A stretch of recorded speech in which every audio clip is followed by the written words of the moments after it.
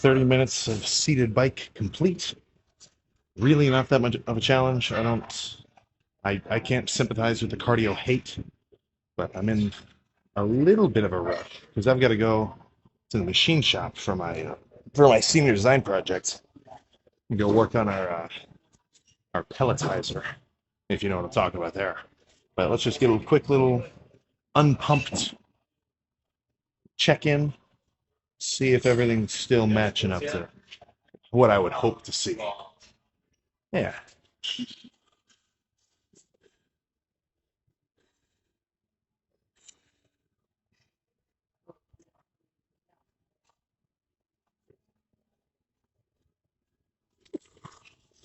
Not too shabby.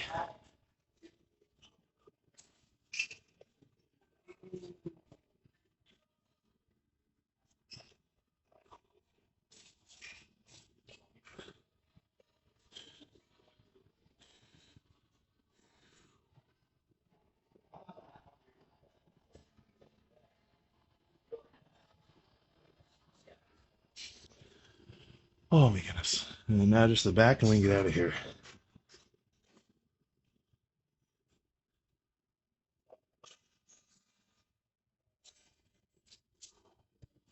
All right. Let's jump to meal number one. So far, I haven't eaten anything, which I don't see as a problem. You know, for one thing, now that I can do this little post cardio post down, since I haven't eaten, my stomach is a little bit flatter, so I do just look kind of cooler. But it delays my calorie intake for the day.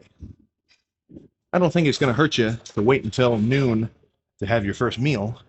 And if you do so, then you've almost shortened your eating window. So once you do start eating, you can kind of eat bigger meals closer together. There's just a little bit of a barrier of entry that you kind of want to wait from when you wake up till midday-ish. But after you're done, let's see what we eat first. Meeting is complete. I didn't really. All I had to do was kind of sit around. I was a little bit more on the actual fabrication side of our little thing. So we were watching one of our guys, Shu Hao. He was wiring this thing up like a goddamn electrician. But post cardio, went home, took a shower, got on the bike over here. So if you're ever in a fucking, I don't even want to say rush, like that's not the right word. But if you've got to be somewhere for a reasonable amount of time and you don't have prepped meals already ready, then I will say this is not even just a dieting meal. Because, this isn't like zero carb. This whole thing is 2 scoops of protein powder and then 2 packets of strawberry flavored oatmeal, just kind of mixed together. So this is 50 grams protein, I think 5-ish of fat, maybe 6, and then about 45 grams of carbs. I may be wrong with those numbers. I forget when I tracked them, but 50, it's like a 450 calorie shake. So definitely a meal. I would not count this as just a little drink. Like this counts. And dieting wise, it definitely fucking counts. So if you eat in 2,500 calories worth of real food and then you add a shake on top of it, I'm not going to say that a protein powder shake is as good as like sitting and eating a steak in terms of the protein quality as well as the nutrients and everything else. But I think protein powder has a place, especially for situations like this where you kind of want to have something ready to go. So usually, actually, when I was in high school, I used to make a few of these dry. I leave the shaker cup in my backpack, and then throughout the day, usually twice, once between getting to school and lunch, and then once between lunch and before I left. Because if you're going to school, if you're a high school dude watching this, and you're trying to bulk up, fuck, the time period between school starting and lunch, what is that, fucking 5 hours? And more likely than not, you didn't really eat your breakfast before an hour or an hour before school started. So, dude, that's a 5 hour gap of food, middle of the day where you just haven't eaten anything, unless you've got like a snack or something with you. So, In terms of the protein shakes, I find they're most beneficial just because they're fucking. It may as well be a goddamn MRE. I can have a Ziploc bag with 2 scoops of protein powder and then 2 of these oatmeal packets in my backpack at all fucking times. And anytime I'm like, oh shit, okay, I gotta eat something. Bust it out, put it in a shaker. Fucking, even if you don't have a shaker cup, I've been sipping on the Diet Pepsi this whole time. I can empty this out, rinse it out, pour it in here. That's 450 calories. Now, in a bulking context, that's 450 calories, which go down pretty easy. Dieting down, I would not want all my meals to look like this, just because, I mean, you gotta remember, this is, with the oatmeal, it makes this a little bit satiating. You know, I'm actually eating something, but usually a protein shake is not gonna actually fill you up. All you're doing is drinking your calories, which typically I would advise against. But the fact that the oatmeal packets are added in here, and those are actual food, that will make me feel like I actually did just eat something. So everybody's gone now. I'm just fucking loitering in here. But one tip, if you want to kind of recreate this, is you kind of have to constantly shake it up. And this isn't like super complicated, but the oatmeal, it doesn't just float around. It's going to sink down to the bottom and kind of settle. Like I can watch it right now on the side.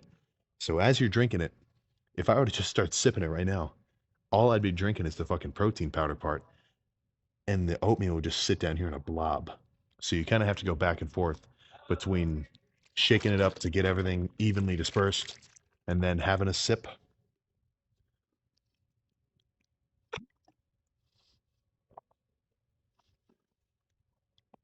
It's probably not a bad idea to let it sit for a little while, because if you're just if you made this shake, you shook it up for like 3 seconds, and then you tried to drink it, the oatmeal wouldn't have absorbed any fucking water, and it would just be like super dry. You know, so this is kind of taking some inspiration from like overnight oats, but a little bit more, let's just say on a little bit shorter of a time frame. But this will put me at about, yeah, maybe a little less than 40, or no, a little less than a fifth of my daily calories. So I've got another 200 grams of protein for the day, another, I think, 200 grams of carbs, and like 50 more grams of fat. So set myself up for success, of course. But let's cut to, well, let's go home and cut to whatever I eat next. I I really could not tell you. I don't know what I have in the kitchen. Lo and behold, the lifter's equivalent of surf and turf. Now, the turf side, apart from, yeah, I mean, I totally burned it, but not because I like smacked on the highest heat possible. You know, and I tell myself this every time. Anytime I try to add anything fancy seasoning wise, like with steak seasonings or rubs or whatever, as soon as I put it on something and then throw it in the pan, after like 2 flips, the fucker's just burnt. Because the onions just fucking blow up in the oil. Every time I do salt and pepper, it's perfect. But I get like curious. I'm like, would it be better if I made it a little fancier? But either way, half pound of I forget the cut. I don't know, kind of fatty. 3 torn up low carb tortillas. This is actually a big chunk of this meal in terms of the volume. Like when I eat this part, I am actually going to be like filling up my stomach a little bit. And then like 3 ounces of tuna just from the Kroger sushi aisle. I didn't grab this because I thought, okay, I want some good omega 3s. Really, I mean, the macros on these ones are nuts. There's no rice. All that's underneath of this is like cucumber and carrots. 3.5 grams of fat, no carbs, 17 grams of protein. I mean, it's a fucking no brainer. So, net so far, actually, I may as well just pull up the fucking, pull this guy up. So, yeah, after that first shake, I was at 440-ish calories, and now I'm at 1,025 after I eat all this. So I'm on track, man.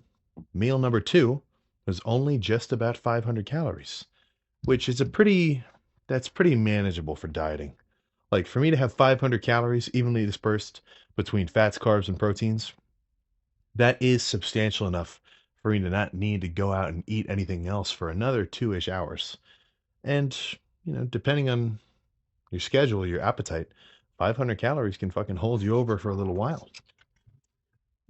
So coupled with this is a 2 liter of Sprite Zero, the likes of which I just like as a fucking treat.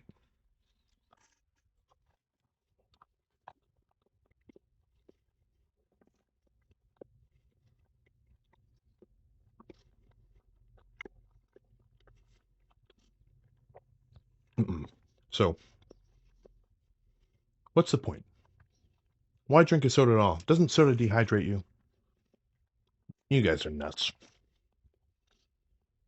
I mean, if you can just drink a gallon of water straight a day and that's your thing, go for it. Not gonna knock you. Maybe that's even fucking better. But for me, man, I mean, just having a sweeter drink or something. Maybe it's just because I have a sweet tooth, but it kind of just incentivizes me to drink more. I mean, if I was just sitting here doing whatever kind of computer work I've got to do later, this 2 liter is gonna disappear. It's just gonna fucking go like that. And having a jug of water next to you when you're doing busy work or just sitting around in a dieting context, I think it is going to make you a little bit less compelled to just want to snack on something or go to the kitchen and just look around and like, oh, there's a couple of fucking, there's a few, oh, there's a bag of chips. I'll just scrap. Like every time you do that, that's calories being just thrown onto the pile of your caloric intake for the day.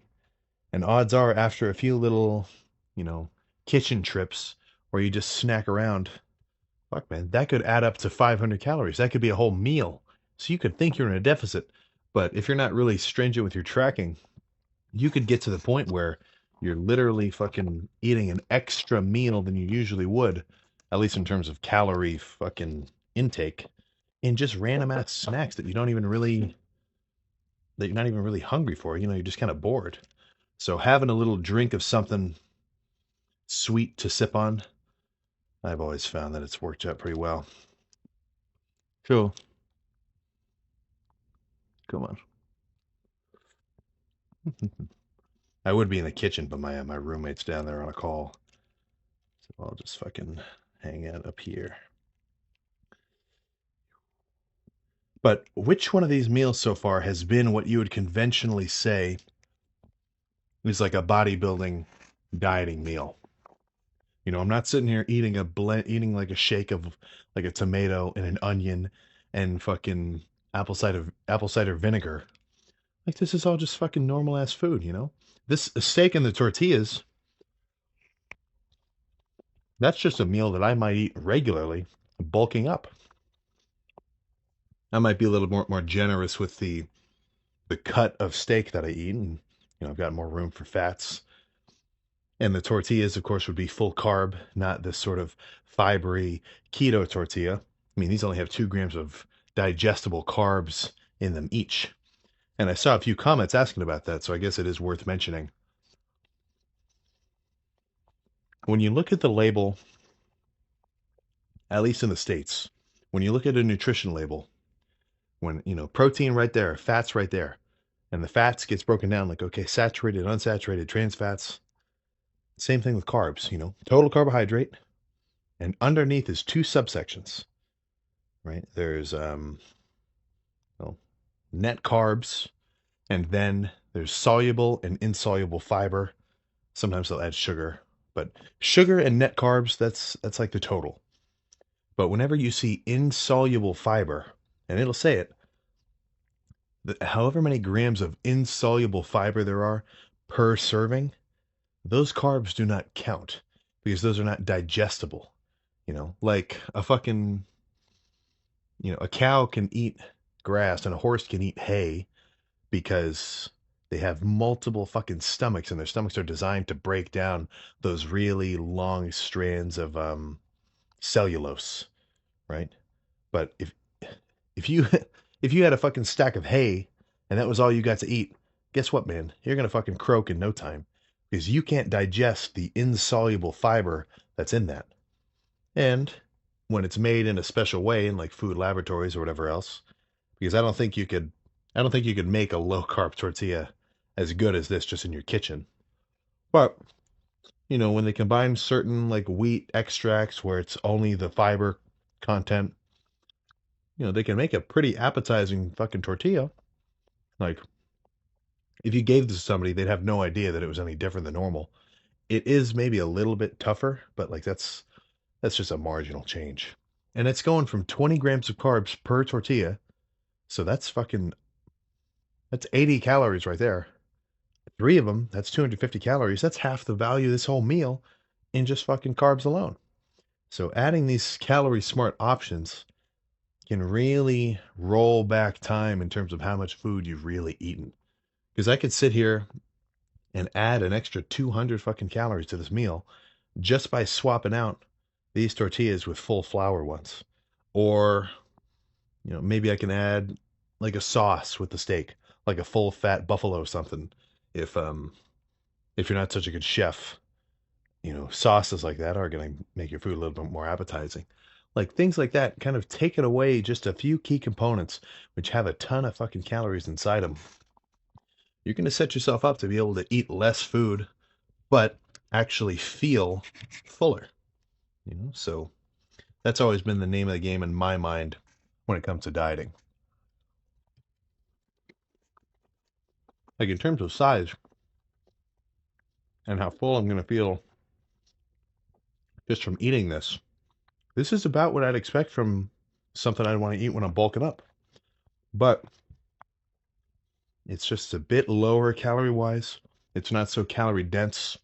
So I can make it another few hours after only eating a 500 calorie meal ish. This is actually 550. The shake was 440.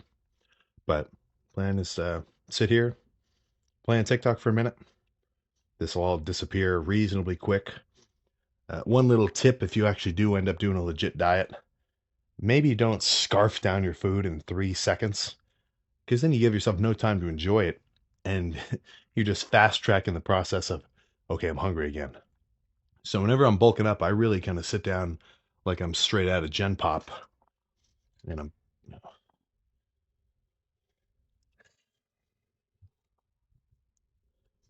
like just chowing down as quick as I can, because in a bulking context, I want to eat as much food as quick as possible so I don't feel full and I have trouble with it to the point where sometimes I'll even put my phone away just so I can actually focus on sitting here and eating the whole food or eating the whole bowl of whatever, like rice or steak and chicken, or like if I got a crazy Chipotle order or whatever. Like eating to discomfort, it does kind of require some attention. Like this is just going to disappear. Passively, I want to eat all this food. But when I'm bulking up, I get halfway through a meal, I'm like, oh, fuck, I'm kind of feeling sort of full. And it takes some actual effort to get down. Oh, you can't even really see the salmon. There we go. Yeah, a little. Thank you. But let me enjoy this meal, and then we can cut to. I mean, it's close to midday. This might be the last meal before the workout. I guess let's find out. All right, so some time has passed. That 2 liter of Sprite Zero has disappeared, and the pre-workout meal, I did not record it. It was a little bit impulsive, but not out of reason. So it was 3 do-si-dos straight out of the cupboard, which I have been talking against.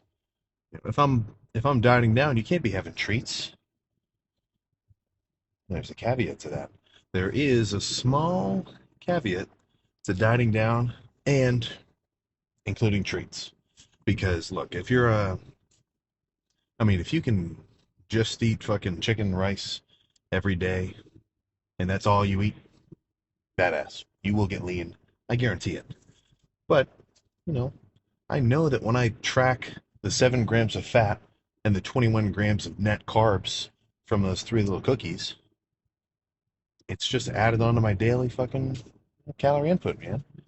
If my So in a sense, I would kind of conform under the idea that a calorie is a calorie when it comes to the actual like overarching effect that it's going to have on your body fat percentage, whether you build it or whether you gain it or lose it.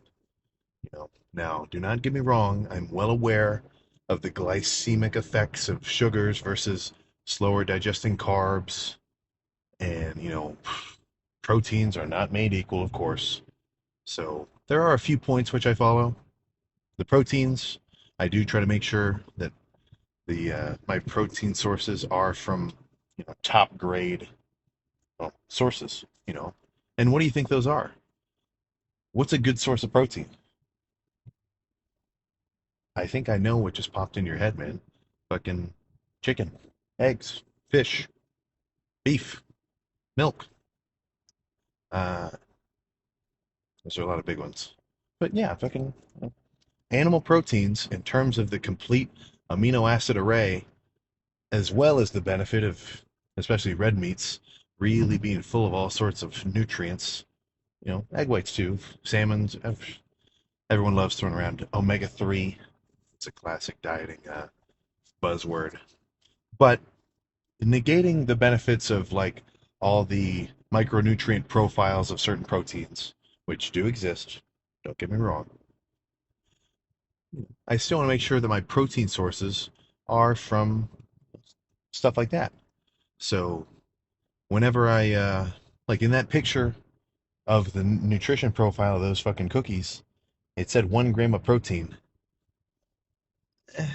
I'm not so inclined to believe it. When it comes to sources that aren't like real dedicated protein sources, I usually just kind of skip it. I don't really count it, which I wouldn't necessarily say is a rule you should follow, but that's just how I've gone about it up until now. And it has seemed to work fine. Because if I go over my limit of protein for the day, that does not bother me one bit. This intersection sucks, and this guy totally boned me, but whatever. So I want 250 grams of protein, around a gram for however many pounds I weigh is usually a rule of thumb, which I think is just about right for anybody. You can get away with less, you can get away with more, but I think about a gram, you're not far from the sweet spot. But most of that, I mean, you're gonna want it to be fucking complete. When we say BCAAs, branch chain amino acids, that's not a complete protein. Those are specific proteins, specific amino acids. I'm talking leucine, glutamine. Um, I don't even remember all of them, but BCAAs, it's not complete. That's not a complete protein. And in foods like a meat or a dairy product, or I'm talking whey, I'm talking uh, crap. There's whey protein, and then there's oh yeah, casein. I mean, animal products, meats, beef, muscle, fibers.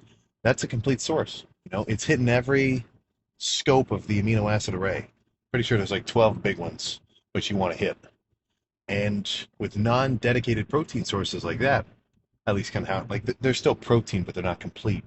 When you get down into like soy proteins, and I'm not saying this just because it has soy in the name, and that has like a fucking uh, like a beta reputation. No, I mean like legit. I'm talking bean proteins, wheats, things that aren't real animal products. They do contain proteins, but if this is the full array, the protein that you're getting from your slice of bread, it's only this chunk. So it's just a bunch of these ones, and it's not, totally fucking complete. So my approach, it's always been, I want 250 grams at least of legit protein. I'm not going to repeat the kinds. I just said it a million times. And if I go over from, the protein that was in those low carb tortillas, or What else? Or in maybe the low calorie bread that I'm going to eat later if I do. I just don't count it. Now, it's still a calorie because it is protein, so do that at your own discretion. But what I was getting back to is, proteins I want to make sure are fucking solid sources. In terms of fats, I take my fish oil. I try to get some animal fats in me as well. I'm talking egg whites. No. Egg yolks, ground beef, steaks, stuff like that. Make sure you have a reasonable amount of cholesterol floating around, which do not be too frightened. Like, I don't want to get into it. But, yeah, some animal fats. I will say I do, whenever I see something and it says there's trans fats in it, and look, I'm not a health nut. I'm not a stickler for like, oh, that's an unhealthy food. But trans fats, look, man, there's no argument. That is fucking bad for you. So whenever I see that, I will say, all right, get this away from me. And then the carbs, if I eat fucking X hundred grams of carbs of oatmeal and rice, or if I eat X hundred grams of carbs of like sweets or like drinks or whatever, like cluster dextrin, like liquid carbs, it's still the same amount of energy. But as much as I say there is benefit to getting a little bit sloppy with your diet, having treats, because for the most part they are easier to get down. For me to eat 100 grams of carbs worth of like some kind of candy or like a bag of fruit snacks, it's really not that much. It's so condensed. It's just one big handful, and that's 400 calories. It just disappears. Compared to, maybe some oatmeal or rice, it takes a little bit longer. But don't push it too far. As much as I say you can have some treats now and again, or more like again and again, all sugars, look, I'm not going to say that's good for you. And in a lifting context, really having your blood sugar spike up and down just consistently like that, you're just not going to have a good time. It's going to give you really strong energy fluctuations. And right now that I'm dieting down, I do try to avoid any large source of fucking sugar intake purely for that reason. Because this morning when I had that shake with the protein powder and the oatmeal, as soon as you eat anything, your blood sugar raises. Your blood sugar spikes. You have an insulin response as well, and then it brings it back down and diverts all those nutrients to your muscles and whatever else. Um, and with that oatmeal, even though it was like 25 grams of carbs, my blood sugar didn't just go like this. It was kind of a smooth transition. So I've got pretty stable energy levels. And you'll hear this anytime anybody goes like carnivore, or if someone, does a fast for a few days. The number one thing that I hear these people say is they're like, oh, my energy levels are so stable. And it's because they've got more evenly sparsed out spikes in their blood sugar. So, sure, man. If you do have a milkshake with your steak, those carbs are going to get diverted into your muscles for the insulin. I was about to say insulinogenic, from the insulin response of having sugars in your body. But it's not super fucking maintainable. You know, Even though you see me drinking all these chocolate milks and whatever else, the majority of my carbs when I'm bulking up, it's not all sweets. There is a pretty solid chunk that's, or not even solid chunk, majority that's more what you'd call conventional carb sources. Really love potatoes. For me, those just go down super easy. But we're not talking about the bulk right now. We're talking about dieting down. So I've got 250 grams of protein for the day. I've got, I think, 70 grams of fat. I don't remember exactly. And then like 250 grams of carbs, maybe 300. I forget. I'm not going to pull it up. So I've got that much food in terms of macros for the whole day. So if you've got a yearly budget, you're not just going to blow it all in Q1. You've got to spread it out and make it work for you. So having moderately sized meals really does do the trick. If I had like a 2,000 calorie breakfast and then I had to only like scrape up 500 calories for the rest of the day, I'd still be in a deficit. I would still lose body fat because at the end of the day, I only had 2,500 calories. But it would fucking suck because all day I'd be fucking hungry after that one big meal in the morning. So an evenly distributed food intake has always been my sort of approach.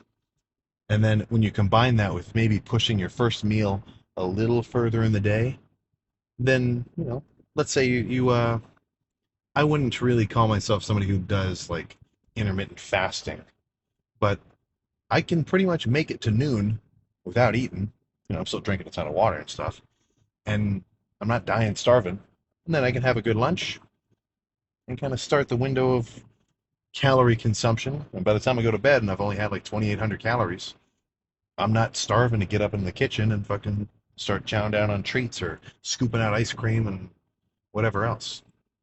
So the point that I was trying to say, I did like a whole roundabout talk just then, was stuff like those fucking cookies, that can fit in your macros. The only problem is, well, the only problem with tracking your macros and trying to stay under a calorie deficit like that is the fact that it does kind of take constant effort on your part because, every time I grab a treat like that, or if I had like a couple chips or if I had a little chip bag from the cupboard or whatever else, then I have to look at the nutrition label, track it, plug it into my phone, and, make sure I don't overeat. But it's really not that hard. And I mean, I don't want to say this like you're going to become OCD about it, but now, I mean, it's just second nature for me to track it. But that's just because I put so much emphasis on like the end result. So if I wanted to have a slice of pizza after this next workout, and I plugged it into my phone, and I, had 15 grams of fat and 30 grams of carbs, as long as at the end of the day I'm still under that limit, I am going to get leaner. So that's always made the most sense to me. But planning for the lift itself is back, and I don't foresee it taking too long. I mean, just one muscle group, and back especially moves kind of quick because whenever I go back and forth between pull downs and rows, even though I could still be kind of breathing heavy, if my lats are really kind of worn out from a set of pull downs, but then I move on to a set of rows where I'm using more mid back, then I'm almost giving my lats a little bit of a break. So by the time I actually get warmed up and start the first working set, I doubt it'll take more than 45 minutes for this workout to be over.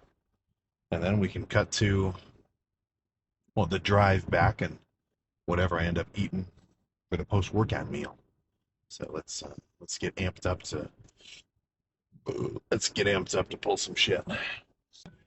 All right, pull downs, and not as heavy as I could go. The stack goes up to 300, but as much as I like doing a weight where it's like as heavy as I can muster,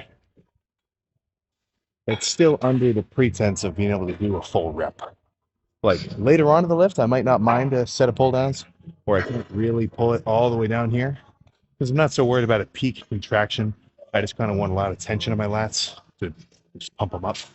But first few sets, as funky as my form gets, I do want them to be at least reasonable for most of the reps of the set. But when it breaks down at the end, that's fine by me. That's just as much as I can fucking do.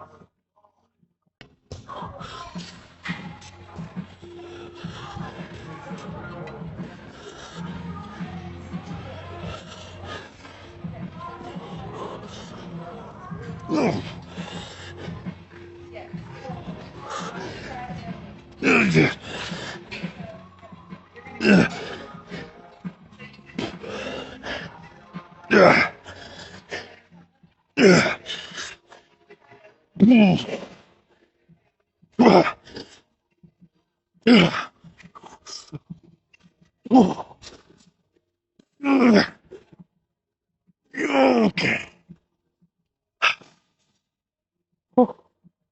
A few more.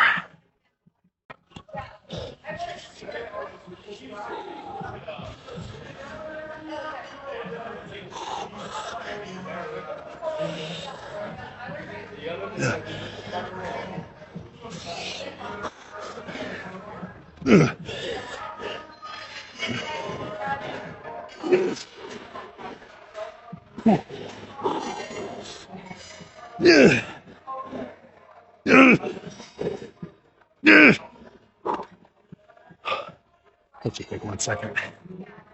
Do a little rest pause set.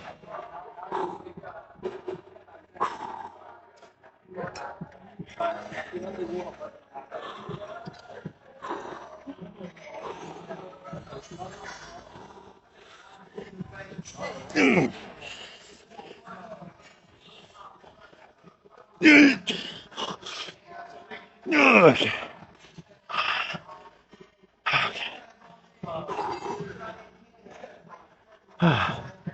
I'm okay with that. I think one more drop set style and then pick something else. Probably a row. So these few reps are going to be a little nastier because this is a lot of weight. But the purpose of it is just to do a few reps with as much tension on my left as possible and then drop the weight and focus on squeezing.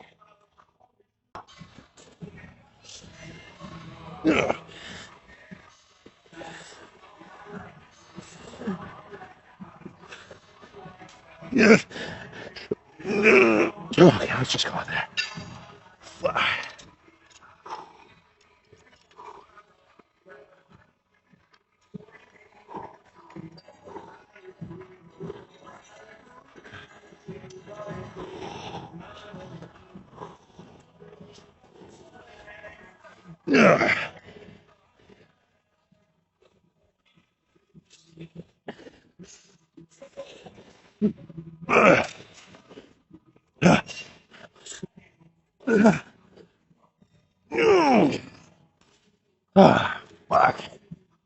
Okay. Let's move on to some kind of row. Oh my goodness. There we go. This machine row is calling my name. It's kind of a bitch to put straps on sometimes, but there we go. Almost.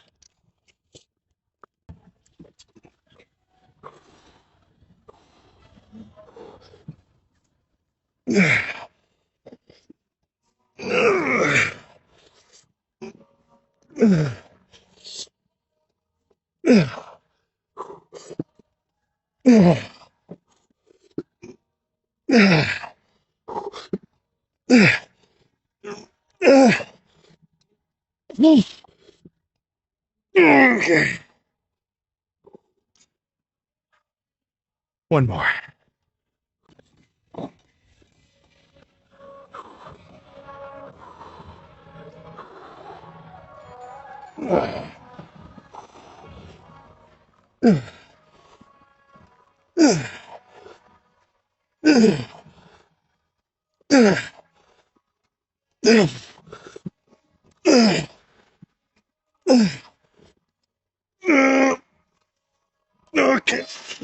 Okay.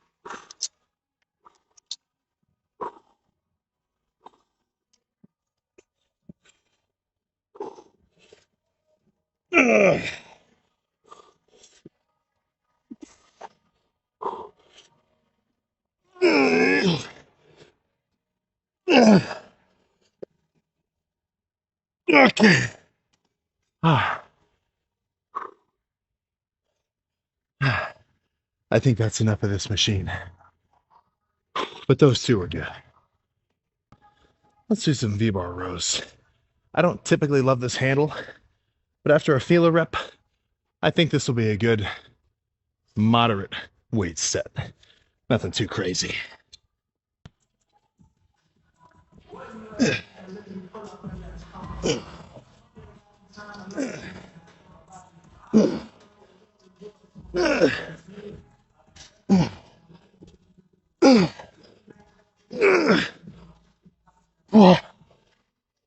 Okay. Now let's make a drop set.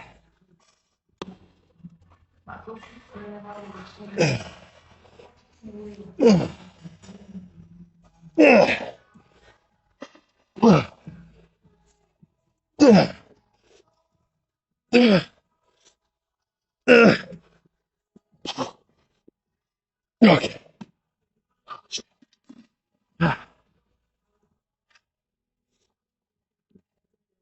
That was a good set, but I don't really want to do another one here. I think some single arm pullovers are in order. That'll be a good next move. 5 reps each side until I burn out to satisfaction. And I mean, fuck, dude, my back is already pretty wrecked.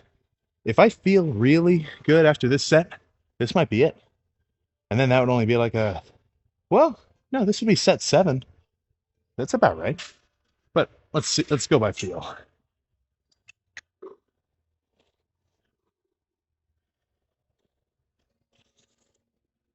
Ugh.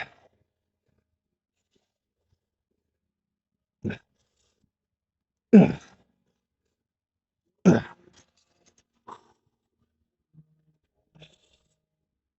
Ugh.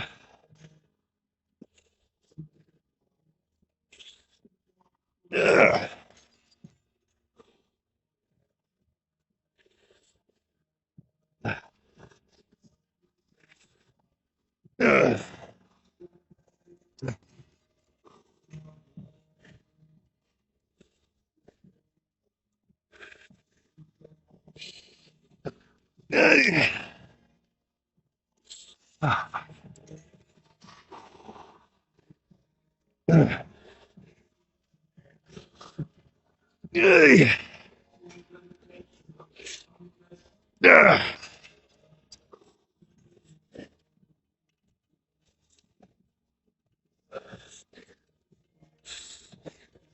Ugh. Okay. Let's turn it into a superset. Do some one-arm pull downs, and this is it. Heavier.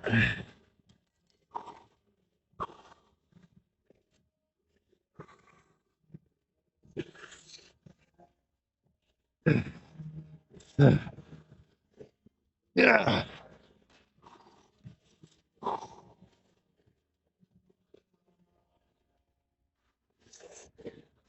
Yeah. Yeah. Yeah. One more. Yeah. Yeah. Yeah. Yeah. Okay. Yeah. Yeah.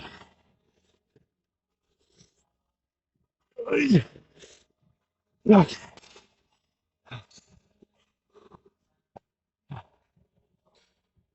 A little bit of a longer sort of ending set there, but my lats are fucking fully inflated. They're not gonna pop, but they're getting close. Let's go pose down. In the grand scheme of lighting, this is a really good spot.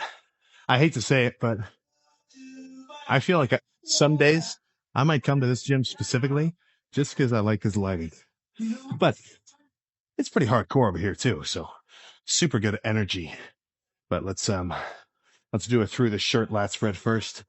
Get a little bit of a baseline look at this, the overall width.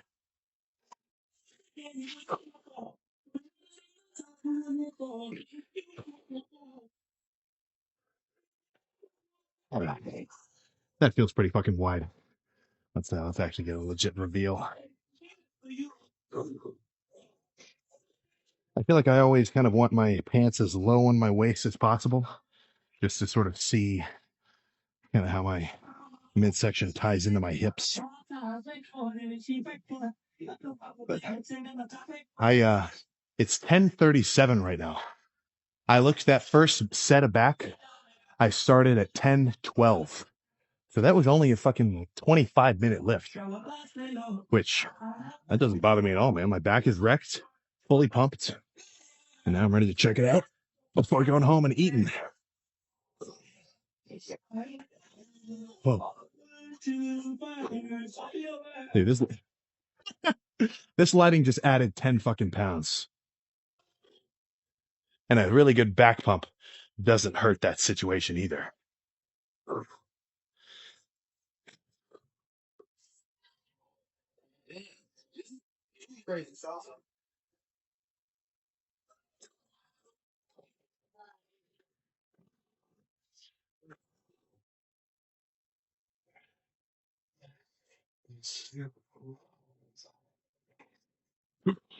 Oh my goodness.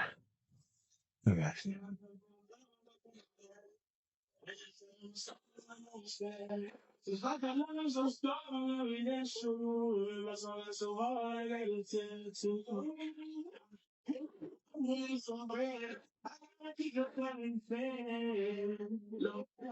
Oh, oh my gosh. I'm gonna have to review the clip, but oh my goodness.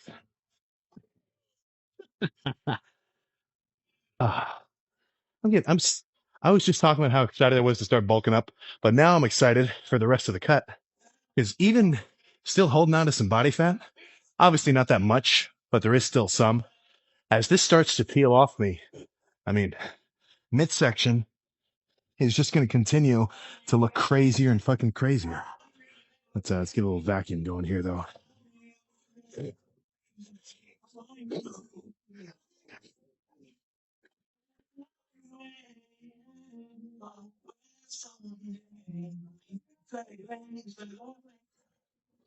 Oh, fucking vacuums are hard, man, especially at the end of a workout like that. But let's go home and eat. And I don't have to just tell you what I'm going to eat. We'll actually get to go see. And at day 20, after after nearly 3 weeks of excruciating pain of dieting, the freak factor has now come into play. Oh my goodness. That back pump was multiple levels freakier than the one I had only 4 days ago. So this is what I've been talking about. How once you diet down and you do reach the lower, teens digit body fat, you will notice week to week changes, as long as you really are in a calorie deficit. Because, fuck, a pound of fat lost when you have like 20 to lose isn't that much. But if you only have 10 left to lose, then every pound is now a much bigger percentage of a change. If you, well, you get the gist, right? If you're 100 pounds overweight and you lose 1 pound, you won't notice. But if you've only got like 10 spare pounds of fat on you and you lose one of them, that's a 10% change compared to a 1% change. So if that's you and you're considering dieting down, maybe you bulked up for a while and you're like, oh, I should probably cut. Oh, well, I don't want to lose my strength. I don't want to shrink down when I cut. I'm not going to be so full. You know what? I'm glad that that's the situation, because it's a barrier of entry and it makes being leaner more valuable. Because if you could do it after just 2 seconds, everybody'd be walking around super lean and it'd be whatever. But actually, now that I say that, that'd probably be pretty cool if everybody was just fucking diced all the time. Okay. Maybe I redact that statement. I wouldn't mind if it was super easy to get extra lean all the time. But, it makes it more fun afterwards, If you get handed something versus, going through a period of time to get it, it's just we get the gist. Come on, that's basic shit. That's 101. That's Jake from Adventure Time level speech right there. But I mean, at this rate, I might not even fucking cut down for more than another month, because I don't have a goal in mind that's like a specific weight. Like, I am not thinking, okay, once I get to 235, then I'll be done. No, no, no, no, no, no. What I really want is two things. For one, I want to take off some of the body fat that I put on during this previous bulk, so that when I bulk up again, I'm not just growing and growing and growing a bigger fucking pool of body fat all over me. Because if I bulked up and then instead of dieting, I just like maintained my weight, or maybe just dieted a little, like went back to baseline maintenance calories, I wouldn't have lost any of that body fat that I put on during the bulk. And if I tried to bulk up again, I would just get even fatter because I hope you're aware the nature of being in a calorie surplus. Not all of that extra calories that you're eating are going to just magically be converted to muscle. As cool as that would be, there's it's kind of a gradient, you know? Like as you eat more and more and more, though you will put yourself in a better position to gain muscle to an extent.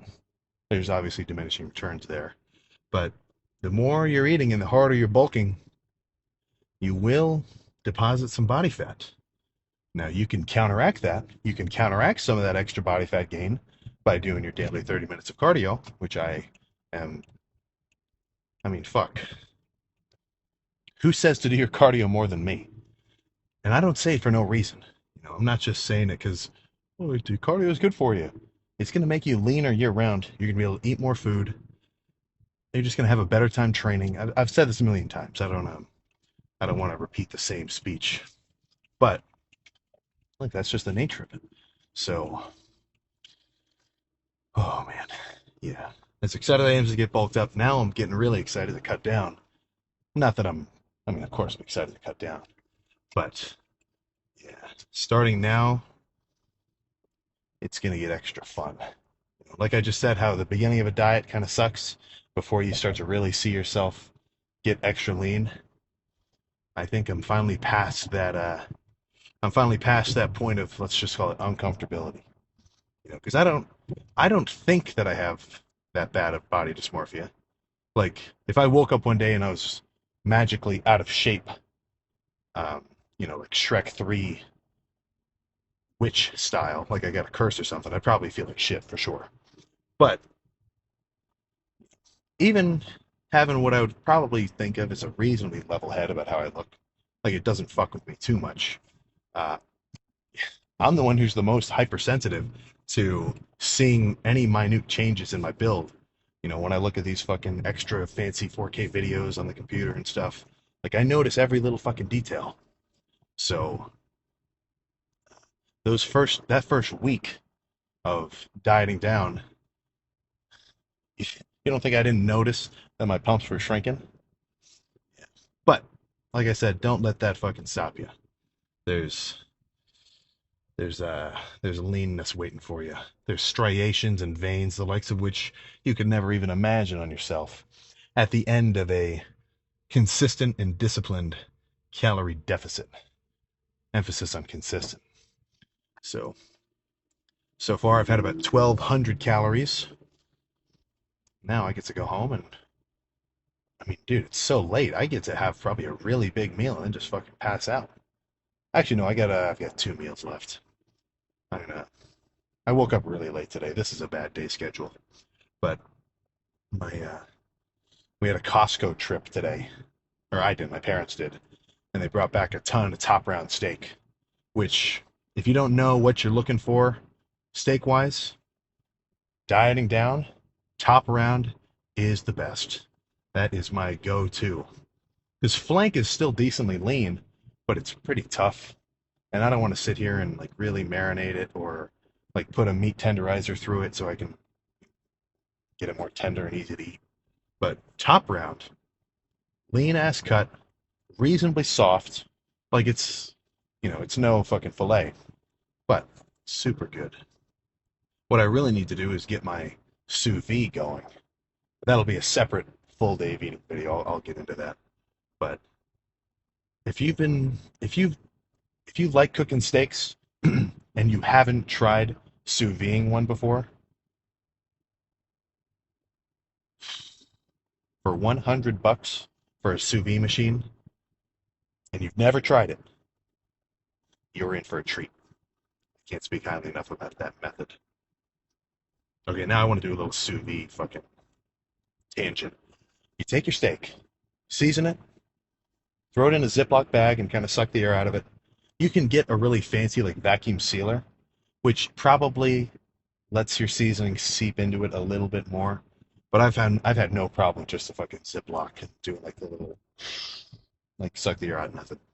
Throw it in a fucking big ass pot, set it to 130 or 125 around there.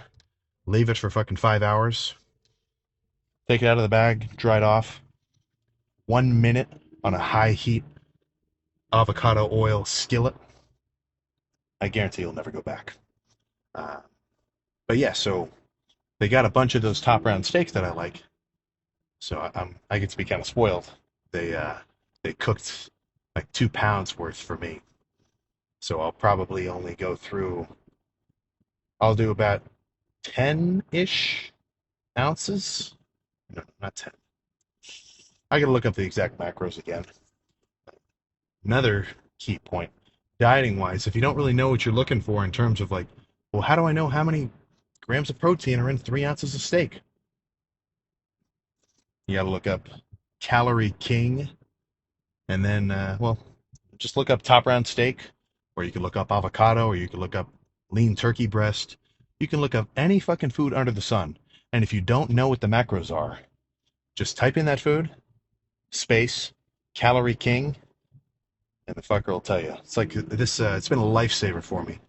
So you could plug in like sirloin or ribeye or any kind of whatever, and throw it on your food scale, which you should have in your kitchen and you should be using all the time. And let's say I've got 8 ounces of uncooked top round or turkey or whatever, anything. Plug in that weight into the little weight input, and it'll plug out the macros straight for you. And one thing which does make me feel a little bit better about being kind of a track every macro that you eat advocate is the longer that you do it, you will get a sense for it to the point where, I mean, I make this reference all the time, but once you've tracked your macros enough, you can get a really close estimation of just how many grams of fats, carbs, and proteins that you're eating at any given, in any given meal. Like I could be at a fucking Thanksgiving dinner or a buffet, get a big ass plate of shit, and just looking at it, I can, I can activate my sixth sense, and no longer do I just see this much mac and cheese, this much ground beef, whatever. I can see it a little bit deeper and say, oh, that's probably about 40 grams of carbs. Yeah, probably about 20 grams of fat for sure. That's about 40 grams of ground beef worth. Probably about 10 grams of fat as well. Oh, I got a big glass of juice with it too. That's got to be 50 grams of carbs. And though it may not be 100% accurate, get pretty close. Like within 10 fucking percent for sure. So the longer you do it, you don't have to actually weigh everything out. If you go to Costco, you can get these massive pre-cooked turkey breasts. Like I'm not talking about a ground like deli turkey where it's full of like the feet and the beaks where they grind it up. Like this is a big ass just hunk of meat.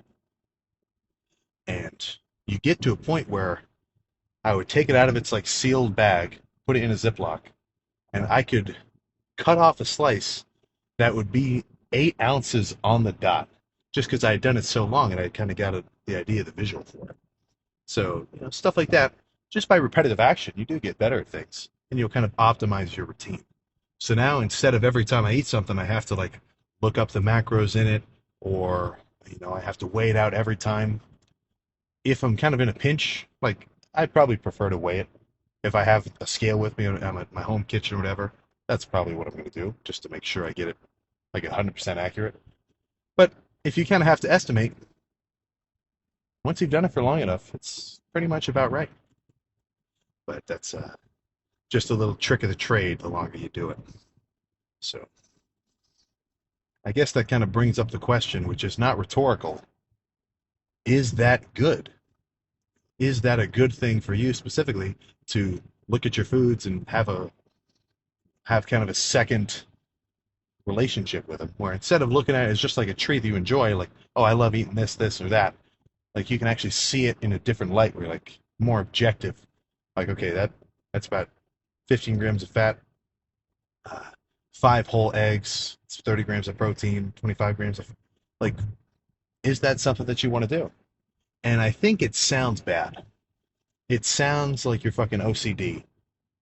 I mean, really, if someone were to tell me, like, yeah, that's, or if somebody told you, like, yeah, that's Sam, well, every time he eats something, he puts it on the scale and he has to track it in his phone and, he makes sure he eats the same amount of food per day. Like, like when you say it like that, I guess I see your argument. But fuck, man, I really do think that that's the way to do it. Even if you're just a random dude running around, not even being a crazy lifter, just getting a gist for what you're eating and how it is actually going to react to your body. And I'm not even talking about like a really specialized, like, okay, if I eat 50 grams of if I eat 50 grams of this oatmeal, it's going to spike my blood sugar to 150 nanograms per deciliter, or blah blah blah blah. Like, I don't mean anything that fancy, but getting past the baseline understanding of food, like just stupid kind of just dumb rhetoric, like bread makes you fat.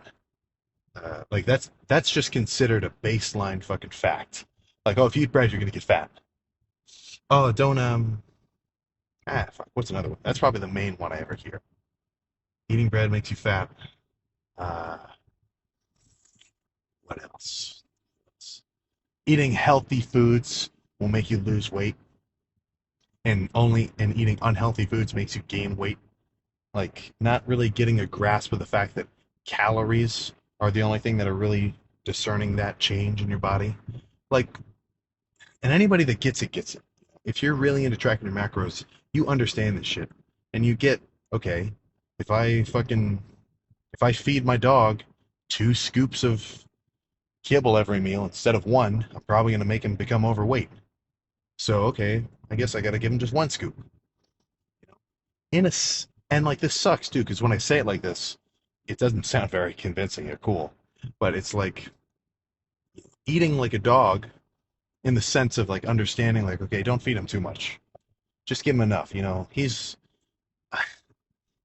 I don't think there's a situation where your dog should be bulking. So for something like that, you want your dog to stay a good, healthy weight, have him running around, give him the same amount of food per day. I don't see why the same thing shouldn't apply to you, man. At the end of this whole process of growing, which I'm, fucking waist deep in right now in water, like I'm locked in. At the end of this process, there's going to be a period of time where I'm just maintaining a pretty beefy weight. I'm not going to be bulking up, and I'm not going to be cutting down. I'm just going to be staying a pretty big, lean weight. It'll be my new walk around weight, with hopefully 500 pounds of lean tissue and veins out the wazoo. But once I get to that state, I'm still going to track my macros, even though I'm not manually bulking up or trying to cut down to be leaner, just to make sure I'm eating the same amount of food per day. And as much as people love, like, oh, you need to eat so and so and get your micronutrients from you can't just take vitamins, like these little things, I do totally agree they are going to have a big effect on your body. But no specific sort of dieting trick will ever come close to having as big of an effect on your build as your calorie intake. And honestly, no amount of training will either. There is no way that anyone could ever get to 250 pounds eating only 2,000 calories per day. No matter how much gear or food or perfectly scientifically studied training, it's a physical impossibility. So the big three, fucking lifting, sleeping, eating, that eating part is honestly probably the most important for making gains long term. So as much as I love talking about how I'm trying to optimize my training, and I want to stimulate the muscle but not overwork it, and I want to hit it in different ways, so it's like, that is definitely worth thinking about. That's why I do so much, because I want to get better at working out and better at training, grow. But none of that will give me any results if I don't eat enough food to put myself in a surplus to actually be in a state to grow. So I don't think that's just a me problem. 99% of people who say, "Oh, dude, I'm plateaued. I can't grow anymore. I'm just maybe I got to change my split. Maybe I should switch to Mike Mentor style, or I should do more volume, or I should whatever." Look, you are gonna grow muscle doing a ton of different styles of training. Be it like if you wanted to come into the gym and only do 5 sets per muscle group, 2 times a week, or maybe you wanted to do 10 sets 1 time a week. I'm not saying you should do either one of those specifically, but you could do very different training styles. And as long as you eat enough food to be in a bulk, you are going to gain muscle. I guarantee it. So that is the first barrier of entry to growth, is just eating enough food to actually induce it, which I think is kind of an unfortunate state of people's thought processes. Because I think if you were to ask somebody what the most important thing is to growing muscle, they probably would not say eating enough food. It's probably up there. They'd probably think about it. But I think the first thing people would say would be like, oh, eat your protein, make sure you go to the gym, make sure you do progressive overload. It's like, and I'm not 100% sure this is the case with everyone, but just kind of from hearing people talk and, a combination of actually talking to people or just eavesdropping in the gym, that's all I ever hear. All I hear is like, oh, dude, I'm working on my bench. I'm trying to break through. I'm trying to get 225. I'm at 200 right now. Better keep pushing it. It's like if you had a week of a calorie surplus, a real one, your bench would probably go up to 225. I mean,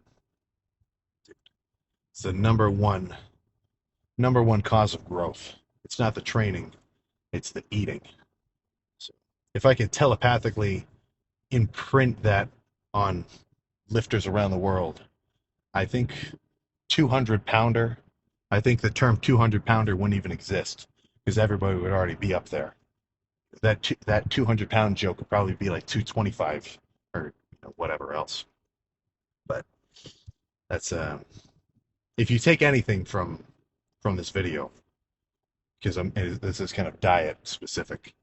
It's if you want to grow, you need to eat more calories. Now, train hard, train smart, get your rest and recovery.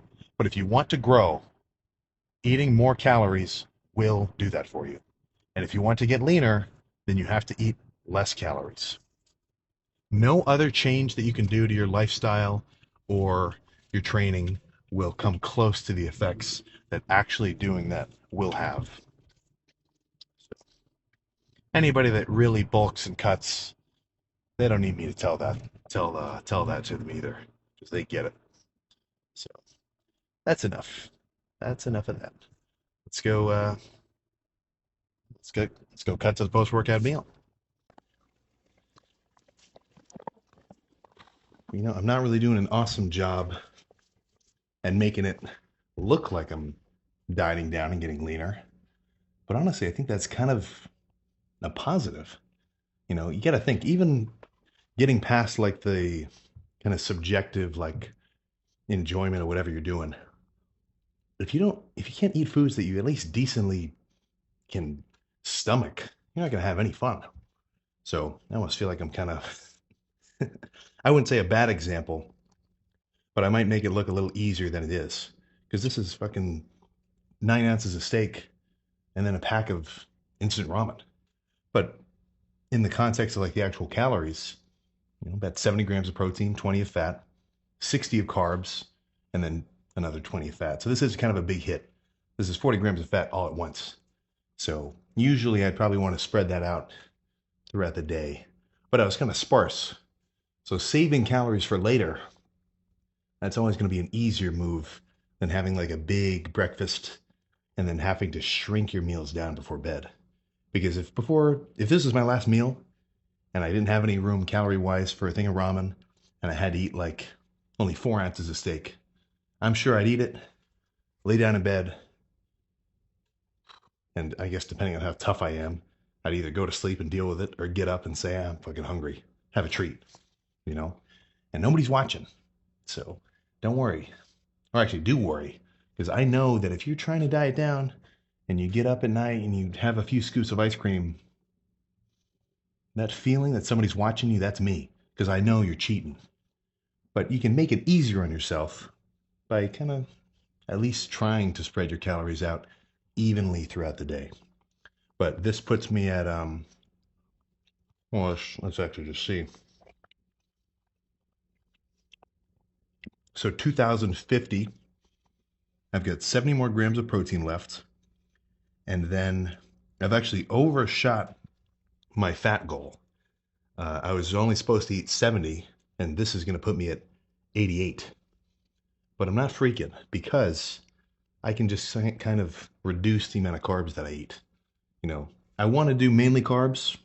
Like, I wouldn't want to have the rest of my energy just from fats. Like, I still want to have a decent amount of carb intake. But if I go over and kind of have more of a fat heavy day, then if I have an extra, 500 or 200 calories of fat for the day, then I would just subtract that many calories from the carbs. Because it's not so important that I hit a specific number for either one. It's however much energy and calories I'm getting from both of them combined. So that leaves me with about, well, actually, let's just look. Oh, shit. That's like 700 more calories. It's really, I'm going to have about this much steak again in honestly, probably like an hour. Usually I'd spread them out, but it's getting kind of late. I want to get to bed at a reasonable time. But I'll probably have the other steak that that I had graciously cooked for me. And then that's going to put me at so then I could literally have this exact meal again. Actually, I probably will. So I guess let's cut to the future where I'm eating the exact same thing. But at the end of this, I should still be actually not even should. I'm going to be under my calorie deficit, and I can go to bed a happy camper.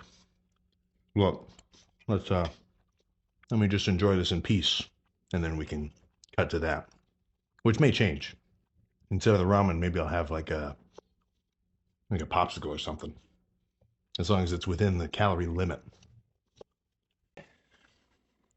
Final calorie count for the day, with the addition of this 6 ounces of Top Round cooked weight, 1 cup of lemonade, 1 scoop of protein powder, and the 4 fish oil tablets, which fish oil, it's fats. They've, even on your multivitamins and your fucking fish oil, you can't escape looking at the macros. We've got a small guest. But final calorie count for the day adds up to 2,682. Get out of here. So 2,682, 2,700-ish. I have my limit set at 3,000 because I'm not trying to, when I was a little bit lighter, I would drop my calories down to 2,500 to diet down. But as you get bigger, when you have more muscle on your frame, not even just being more active, but having to keep all this muscle oxygenated from breathing and moving around and everything, it just takes more energy. So this diet, I've kind of set the upper limit at 3,000. But in a dieting context, if you have a day where you're under, it's not really going to hurt you. If I had a day where I ate like nothing, the next day I'd probably rebound and eat extra, which that would be pushing it. But if you're a few hundred calories shy, like let's say right now it's fucking 1 o'clock. If I was to see like, oh, I've got 300 calories left and, eat it just because I have 300 left, I don't think it's really necessary. So if you're ever under your calorie goal, which usually is kind of rare, fuck man, just go to sleep and enjoy it. That's an extra 300 calories worth of deficit, which is about like 1/10 of a pound of fat. Because 1 pound of body fat in your body, all this any pudge that you got on you, 1 pound of it is about the equivalent of, I think, 3,300 calories. So for me to stop at 2,700 instead of 3,000, that means that today I will have lost an extra 0.1 pound of body fat. ish. Not like it's not that direct, but it kind of is that direct. So that, along with the nice cup of fucking NAC and fish oil and multivitamins and biotin and everything else under the sun, I'll probably just take this now so I don't have to deal with it after I eat.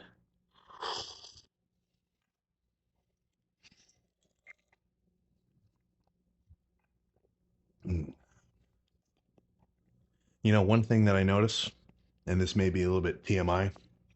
Actually, no, it totally is, but I'll say it anyway.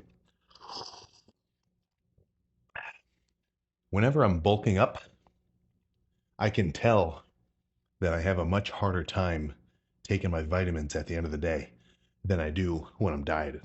Like just then, that was a full fucking mouthful of everything, and with just one sip, swallowed down like nothing. But when I'm fully bulked and I try to do the vitamins, it literally fucking triggers me. So I've got a little bit of a story to tell, not necessarily one I'm proud of. But it was post workout, late as all heck. It was like 2 a.m. I just finished pounding. I was doing the dextrose shake at the time. So 100 grams of carbs, 50 grams of protein, and just one like 16-ounce shaker. Or maybe it was a 20-ounce. But I had just slammed that, which is already kind of an unpleasant experience because it's a big shake of just like sugary. Ugh. But I just finished drinking that. My stomach's already upset. I come into the kitchen, try to slam a whole mouthful of vitamins like that just to be done with it so I could go to bed. And at halfway, like just halfway down, like half of them come back up, and I need to drink some more water. And I'm sitting there for like a minute, hovering over the sink, just trying to compose myself. Because look, long story short, that full shake got blown into the sink. And I had to make another one to make up for it. So, word of the wise, if you can tell you're kind of pushing yourself food wise, maybe do one multivitamin at a time or spread them out throughout the day instead of, triggering your vom reflex. But honestly, I don't even think that's not the vitamin's fault. That's just because that's just a nasty fucking shake. But 255 grams of protein, 110 grams of fat, and 168 grams of carbs. So my carbs would have been a little bit higher if I had less fats, because my goal was only 70 grams of fat. So I could have had an extra 80 grams of carbs. Because I'm not sure if you know this or not, but a gram of protein has 4 calories, a gram of carbs has 4 calories, and a gram of fat has 9 calories. So, you know, that's just something to take into consideration. That's sort of another reason why I don't mind having higher carbs when I'm dieting down, because I can physically eat more grams of food in carbs and still be about at the same calorie limit. Because if I'm holding 500 grams of carbs or like 100 grams of carbs versus 100 grams of fat of whatever variety that could be in terms of food, this is 900 calories. This is only 400, even though they weigh the exact fucking same. That's that sounds kind of silly. It's like the feathers and steel sort of thing, but whatever. So that's a good day to me. As soon as I sit down, make this steak disappear, and the only reason I'm adding the protein shake in is because this 6 ounces of steak only added up to 230 grams of protein for my daily, like for the whole day. So I just added a scoop of fucking chocolate ISO H1 to just kind of bump it up. Not that I think it would really matter. I mean, when I say a gram of protein per pound of body weight, it's not like that's a cut and dry number. Like if you eat less, you're not going to grow. And if you eat more, your kidneys are going to explode. No. But that is something I can, like, a lot of this stuff is, things that have worked for me. And I've kind of uncovered that by trying different things. But there are a few things which I say where I'll kind of add a little bit of a disclaimer where I'm like, okay, this is actually something I would recommend for the general populace. And a gram per pound of body weight, per pound of lean body weight, is about right. I can say that with reasonably certain or with a reasonable certainty that I'm not going to give anybody bad advice. So I'm going to sit here and enjoy this. And then just, what was this, day number 20 diet wise? At this rate, I really don't think I'm going to see day 60, but we'll have to see because, it's not like I'm itching to put on body fat, but I do want to get back into an actual growth state. But I think I just have to kind of curb my enthusiasm for being huge and bulked up and get a little bit more excited about being super veiny and vascular and fucking freaky and shredded, which is cool. But in my mind, I almost feel like when I diet down, I'm like pausing my progress because I'm not growing. All of these workouts that I'm doing for this entire dieting phase, I am not growing any new muscle. All I'm doing is maintaining the muscle that I've already built and then slowly peeling off the fat layer that surrounds me. So in a way, I think it's probably just because I'm such a meathead and I think not growing muscle equals bad. But I do kind of think that. So I almost use the analogy that like the dieting phase is where I turn around and I look at the view. And the bulking phase is when I turn back towards the mountain and start actually climbing and getting higher up. But the steak combined with some TikToks, I'm sure I'll have some sweet lifter dreams tonight. But I don't know if I'd say this is well, no, this is pretty much a typical fucking dieting day. I didn't do as many of my dieting hack foods as I usually do. I guess I'll save that for next time. But usually, kind of midday, I would bust out some like low carb tortillas with some low fat peanut butter mixed with like zero fat or with zero carb maple syrup. So it's kind of just like a sweet dip that's mainly just carbs and protein, as well as all the fiber from the low carb tortillas. Or, oh yeah, I didn't even do my omelet. Yeah. I'll make sure that the next full day of eating, I actually run through some of my specifically diet friendly foods. Because today was more so just eating in a diet friendly way. Because I did kind of wait till later in the day to start, really chowing down and having my meals. So that does make it a little bit easier to stay in a deficit. But regardless of what kind of time frame or meal sizes or frequencies that you want to do, I am not joking when I say that your calorie intake is the number one factor stopping you from either losing body fat or gaining size. So if you're going to do anything this year lifting wise, or make some kind of change in terms of your muscle growth, fuck man, even if you're a power lifter, a surplus is going to do you good. If you're going to make any change soon and really kind of, I'm not even talking like optimizing your diet like a fucking Olympic athlete, but I just mean getting a little bit more knowledgeable about what you're eating, how it's going to affect you, maybe eating specific foods at certain times instead of just, eating randomly, because there is an allure to not giving a fuck. And I don't mean that in a mean way. It's like some dudes just want to come to the gym, work hard, and just, eat what they want. And like that's just their shit. That's their prerogative. But if like, yeah, I think I do want to take this lifting thing a little more seriously. I do want to put a little more energy into it, try to see some more results. Like I'm not really like I've been working out hard and for a long time, but I'm not really satisfied with where I'm at right now. I think I could be doing more. Diet improvement, especially if you're kind of just eating whatever, or maybe like having a protein shake now and again. In making moves diet wise, especially if that's you and you haven't really gotten into tracking everything, the correlation between the results that you're going to get is going to be fucking direct. With a lot of minute changes to your training, like it's going to take a while to see benefits or, whatever else. But if you haven't really optimized your diet and you start to, you start to consistently eat your gram of protein per pound of body weight, you hit the same amount of carbs per day, you make sure you have a certain amount before you work out. The hydration too, making sure that you're drinking at least fucking 2 liters of water a day or more. More will never hurt you water wise. You are going to feel it in the gym. Because, I mean, you got to think that's the fucking fuel you're running on. If you put, I forget, what are the numbers? 80, whatever. If you put unleaded in a fancy fucking car, that shit's not going to work, right? So if you get the kind of fancier gas that it's made for, it's going to run better. And I know that's not the same analogy because it's a fucking car, but I'm not joking when I say that that's a good mindset to have food wise. So more to come. I know I've been getting kind of I know these have been getting kind of consistent.